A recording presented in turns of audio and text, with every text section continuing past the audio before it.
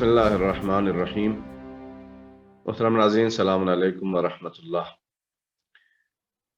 आज फिर हम एटलस टीवी की जानिब से हाजिर हुए हैं और तक़लीद के उन्वान से ये गुफ्तगू आपकी खिदमत में पेश की जा रही है। हमारी टीम की कोशिश ये है कि मुख्तलिफ ऐसे टॉपिक्स पर गुफ्तगू पेश की जा सके कि जो हमारे लिए अ, उम, हमारे लिए जहाँ पर शकूक व शुबहात की गुंजाइश है और हम उन मौज़ूआत और उन टॉपिक्स में कहीं न कहीं किसी सवाल में फँसे हुए हैं। तो कोशिश ये है कि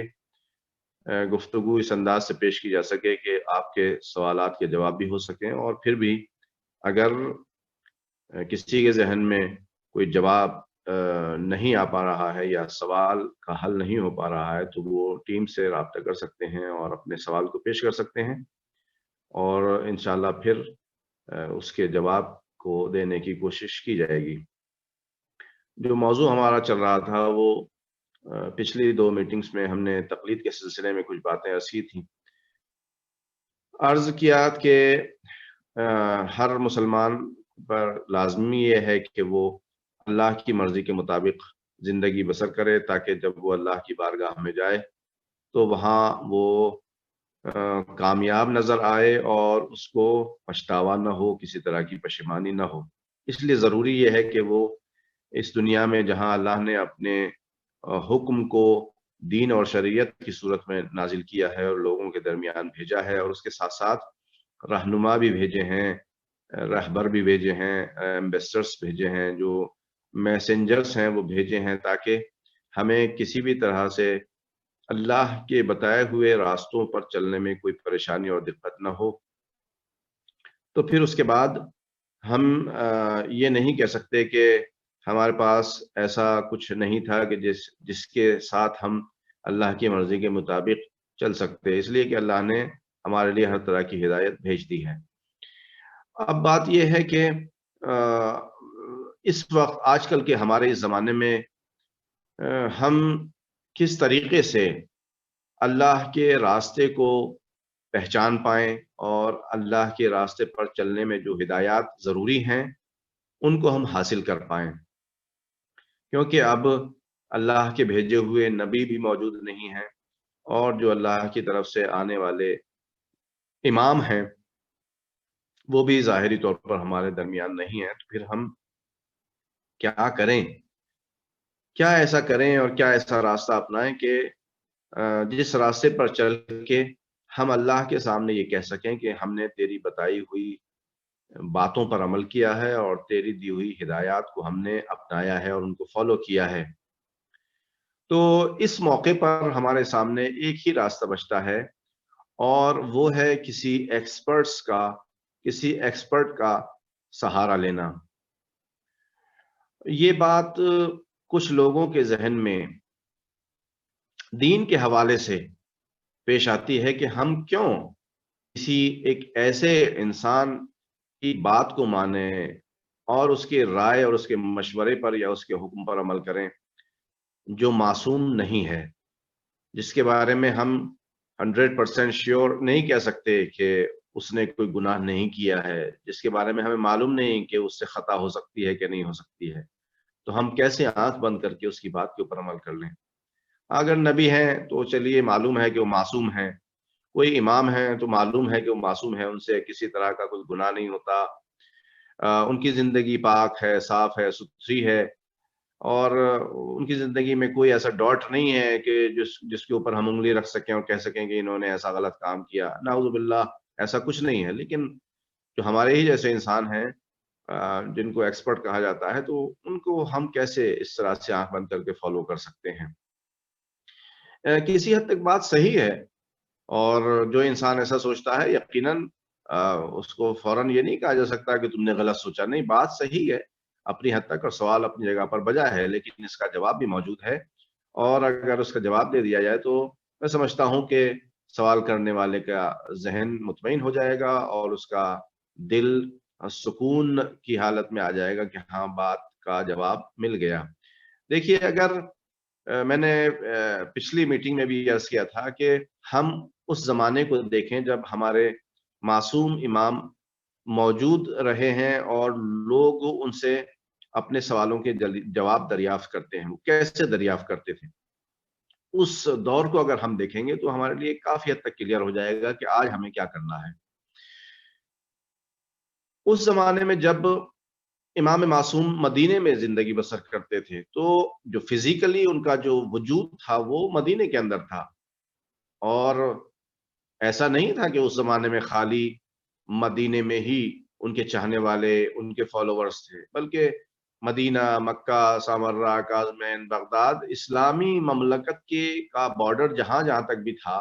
سبھی جگہ ان کے ماننے والے فالوورز تھے. اور آج کی طرح آج تو سہولت ہے آپ کے پاس کہ آپ دنیا کے کسی بھی کونے میں بیٹھے ہوں تو آرام سے کسی بھی سوشل نیٹورکنگ سائٹس کے ذریعے سے یا کسی بھی ذریعے سے آسانی سے آپ ای میل کر سکتے ہیں. آج واٹس ایپ پر آپ میسج دے سکتے ہیں، ٹویٹر پر ٹویٹ کر سکتے ہیں، فیس بک پر فالو کر سکتے ہیں، یوٹیوب پر آپ لاگ آن کر کے کسی بھی چینل پر اپنا جو مسئلہ ہے اس کو دیکھ سکتے ہیں. اتنی آسانی ہے. لیکن اس زمانے میں اگر مدینے تک کسی کو اپنا پیغام پہنچانا تھا یا مدینے کا سفر طے کرنا تھا تو مدت تھا اس کو جنگل و بیابانوں اور ریگستان کا سفر کرنا تھا، گرمی میں، دھوپ میں. تو اتنی مشکلات کے ساتھ پہنچنا ہوتا تھا، تب جا کر کے اسے وہ مسئلہ دریافت کر پاتا تھا. تو اب ایسے ماحول میں جب سب مومنین، سب مسلمان اللہ کی حجت سے ڈائریکٹ رابطہ نہیں کر سکتے تو پھر کیا چارہ ہو ایسا، کیا راستہ ہو ایسا، کیا طریقہ ہو ایسا کہ جس پر چل کے تمام لوگ ان باتوں کو حاصل کر سکیں جو اللہ کی حجت بیان کرتی ہے اور اللہ کا حکم ہے. تو خود معصوم علیہ الصلوۃ والسلام نے ان باتوں کو ہمارے سامنے اس طرح سے حل کیا کہ انہوں نے شاگردوں کی تربیت کی، یعنی ایسے علماء کی پرورش کی کہ جو انہی کے حکم کو لوگوں کے سامنے بیان کر سکے. اور وہ علماء اسلامی کنٹری جو تھا اس زمانے میں اور اس کا جو بارڈر تھا، اس کے جو حدود تھے، اس کے اندر پھیلے ہوئے مختلف شہروں، دیہاتوں میں، قصبوں میں، قریوں میں زندگی بسر کرتے تھے. تو یہ معصوم ہستیاں ان سے فرماتے تھے کہ آپ لوگ اپنے اپنے علاقے میں جا کر کے مسجد میں اپنا ایک مقام بنائیے، وہاں بیٹھیے، لوگوں کے ساتھ ملیے، لوگوں کے مسائل کو حل کیجیے اور لوگوں کو دین کی طرف رہنمائی کیجیے. یعنی خود امام جب معصوم موجود ہیں، امام معصوم موجود ہیں، تو انہوں نے دور دراز کے لوگوں کی ان علمی اور دینی مشکلات کو کم از کم حل کرنے کے لیے اپنے نمائندے بنائے اور اپنی طرف سے ایمبیسڈرز بھیجے اور لوگوں کو بھی اس بات کا حکم دیا کہ ہماری طرف سے تمہارے علاقے میں موجود ہے، اگر تمہیں کوئی دینی سوال کرنا ہے، تمہیں کسی شک و شبہے میں کوئی جواب چاہیے ہے تو وہ موجود ہے اور اس سے استفادہ کر سکتے ہو اور اس سے فائدہ اٹھا سکتے ہو. اور لوگ بھی یہ کام کیا کرتے تھے. لہٰذا یہ بات سمجھنا بہت آسان ہے کہ جب دور دراز کے لوگ معصوم کے زمانے میں ڈائریکٹ معصوم سے یا امام سے یا پیغمبر سے ڈائریکٹ اپنے سوال کا جواب حاصل نہیں کر پاتے تھے، اس کا راستہ یہ تھا کہ وہ ایسے عالموں سے جواب حاصل کریں گے جن کی تربیت اور جن کی پرورش امام نے کی ہے اور جن کو حکم دیا ہے کہ تم ہماری طرف سے جا کر اللہ کے حکم کو بیان کرو، ہماری طرف سے جا کر کے لوگوں کی رہنمائی کرو. اور لوگوں کو بھی حکم دیا ہے کہ تم لوگ اگر تمہارے ذہن میں کوئی سوال ہے تو اس کا جواب ان لوگوں سے معلوم کرو اور اتنی زحمتیں اپنے اوپر نہ ڈالو کہ یہاں تک مدینے تک آؤ، کئی مہینے کا سفر طے کر کے آؤ، راستے میں چوری کا، ڈکیتی کا، دشمنی کا نہ جانے کیسا کیسا خطرہ موجود ہے. تو سہولت کے ساتھ، آسانی کے ساتھ اپنے ہی ایریے میں، اپنے ہی وطن میں جہاں ہمارا نمائندہ موجود ہے، ہمارا تربیت کردہ جس کو ہم نے تربیت کی ہے وہ شخص موجود ہے، چاہے وہ غیر معصوم ہی صحیح، لیکن بہرحال ہمارا ہی حکم بیان کرے گا، ہماری طرف سے وہ تمہاری رہنمائی کرے گا تو اس سے فائدہ اٹھاؤ۔ تو اتنا آسان طریقہ معصوم نے علیہ الصلوۃ والسلام نے اس زمانے میں بتا دیا تھا۔ آپ کی خدمت میں عرض کروں کہ ایک بہت پرانی ہماری کتاب ہے رجال نجاشی کے نام سے،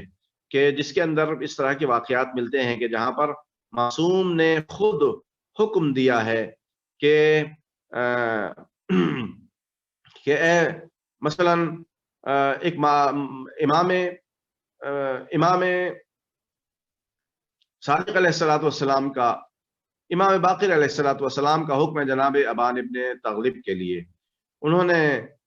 فرمایا جناب ابان سے کہ یا ابان اجلس فی مسجد المدینہ وافتل الناس، اے ابان مدینے شہر کی مسجد میں بیٹھو جا کر کے اور لوگوں کو فتویٰ دو، لوگوں کو مذہبی حکم سے آگاہ کرو۔ فإنی احبہ،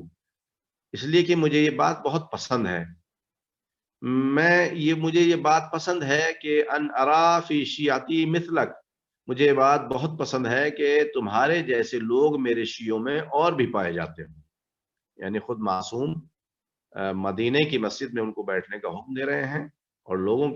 کے دل و دماغ کو اس بات کی طرف متوجہ کر رہے ہیں کہ تمہیں ڈائریکٹ امام معصوم کی خدمت میں پہنچنے کی تمنا اور آرزو نہیں رکھنی چاہیے کہ ہمیں صرف انہی سے حکم معلوم کرنا ہے، نہیں، بلکہ ایسے لوگوں سے بھی تم دینی حکم کو دریافت کر سکتے ہو اور شریعت کے مسئلوں کو دریافت کر سکتے ہو کہ جن کو امام معصوم نے علمی طور پر پروان چڑھایا ہے اور ان کی علمی صلاحیتوں کو اجاگر کیا ہے۔ لہذا